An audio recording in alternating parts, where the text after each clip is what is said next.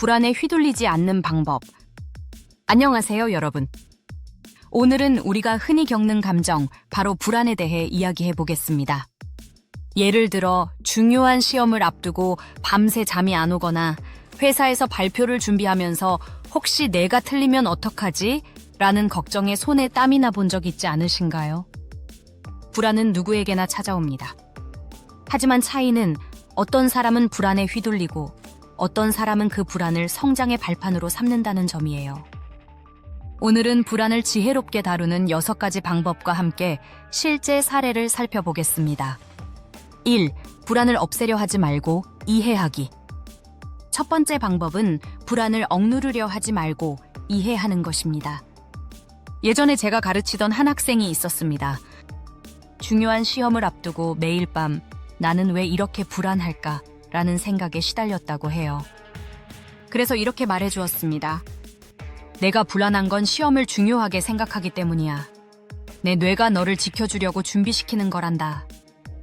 그 말을 들은 순간 그 학생은 불안을 적이 아니라 동료로 느끼기 시작했고 마음이 훨씬 가벼워졌다고 합니다. 이 호흡으로 몸과 마음 안정시키기. 두 번째 방법은 호흡입니다. 스티브 잡스가 무대에 오르기 전에 했던 루틴 들어보신 적 있나요? 그는 발표 직전 항상 깊은 호흡을 반복했습니다. 숨을 들이마시고 잠시 멈추고 길게 내쉬는 것. 이 단순한 행동이 두근거리는 심장을 안정시키고 집중력을 되찾게 해주었죠. 여러분도 불안이 몰려올 때 이 호흡법을 사용해 보세요. 바로 지금 이 순간에도 연습할 수 있는 최고의 도구입니다. 3. 불안을 종이에 꺼내기.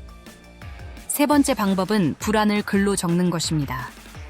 한 직장인은 중요한 프레젠테이션을 앞두고 며칠 동안 불안에 잠을 이루지 못했습니다. 그는 코치의 권유로 노트에 내가 걱정하는 것을 적기 시작했어요. 프레젠테이션을 망칠까봐 걱정된다. 상사가 나를 무능하다고 생각할까봐 걱정된다. 하지만 적다 보니 결국 이렇게 정리되었습니다.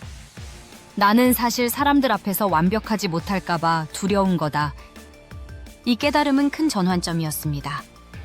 막연했던 불안이 구체적인 두려움으로 드러나면서 그는 오히려 실수를 하더라도 진심을 담아 발표하자는 용기를 얻을 수 있었습니다. 4. 작은 행동으로 주도권 회복하기. 네 번째 방법은 작은 행동을 하는 것입니다. 미국의 한 유명 작가가 있습니다. 그는 불안이 심해 원고를 쓰지 못하고 하루 종일 방 안에서 맴도는 날이 많았다고 해요. 그런데 어느 날 원고를 다 쓰지 않아도 괜찮다, 단지 한 줄만 쓰자 라는 결심을 했습니다. 그렇게 하루에 한 줄씩 쓰기 시작했는데 놀랍게도 시간이 지나면서 책 한 권이 완성되었습니다. 불안할 때 중요한 건 큰 성과가 아니라 작은 행동 하나입니다. 그 작은 행동이 삶의 주도권을 다시 내 손에 쥐게 해줍니다. 5.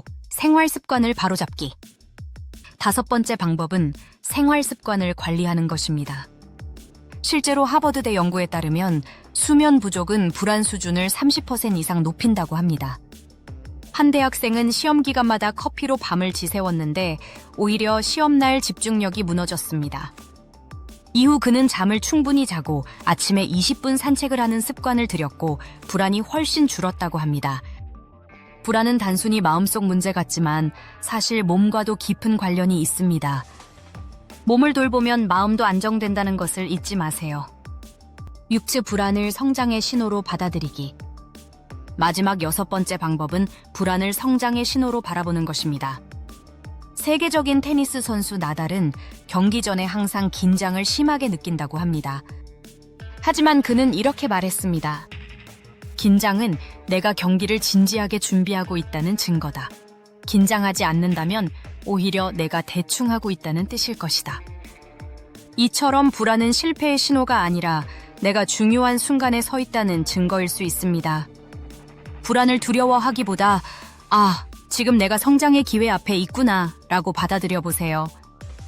오늘은 불안을 다루는 6가지 방법을 사례와 함께 나누어 봤습니다.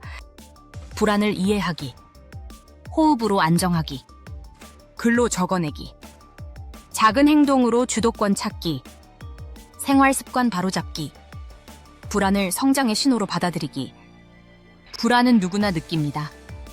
하지만 불안과 어떤 관계를 맺을지는 여러분의 선택입니다. 다음번 불안이 찾아올 때 이렇게 말해보세요. 나는 불안을 느끼지만 그것이 나를 지배할 수는 없다.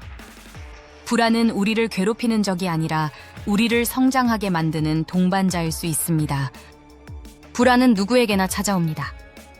하지만 불안과 어떤 관계를 맺을지는 전적으로 여러분의 선택입니다. 지금까지 말씀드린 6가지 방법을 기억하세요. 그리고 이제는 여러분 차례입니다. 잠시 동안 조용히 생각해 보세요.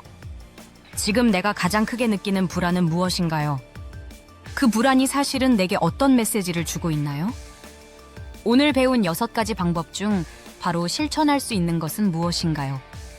이제 종이와 펜을 꺼내서 짧게 적어 보세요. 여러분이 오늘 선택한 방법을 적고 결심서를 완성해 보세요. 예를 들어, 나는 불안이 올 때 호흡을 5번 반복하겠다. 나는 불안이 올 때 걱정을 글로 적어보겠다. 나는 불안이 올 때 작은 행동부터 시작하겠다. 짧더라도 직접 적는 순간, 그것은 단순한 생각이 아니라 여러분의 다짐이 됩니다. 그리고 여러분의 내일을 바꾸는 출발점이 될 겁니다. 불안은 더 이상 여러분을 지배할 수 없습니다. 오히려 여러분이 불안을 다스릴 수 있습니다. 오늘도 함께 해주셔서 감사합니다.